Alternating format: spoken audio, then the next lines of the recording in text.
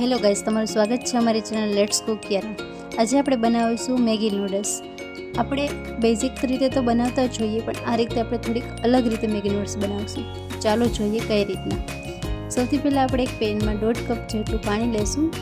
પાણી ગરમ થાય પછી આપણે એમાં મેગી એડ કરીશું.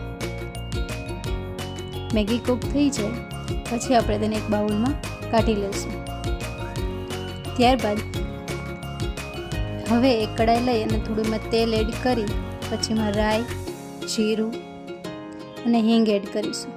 હવે ગરમ થાય રાઈ અને જીરું પછી આપણે તેમાં લસણ અને લીલું મરચું એડ કરીશું. પછી તેમાં આપણે રાખેલો મેગી મસાલો એડ કરીશું.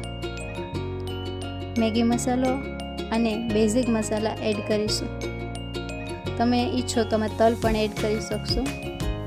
પછી આપણે તેને બરોબર મિક્સ કરીશું.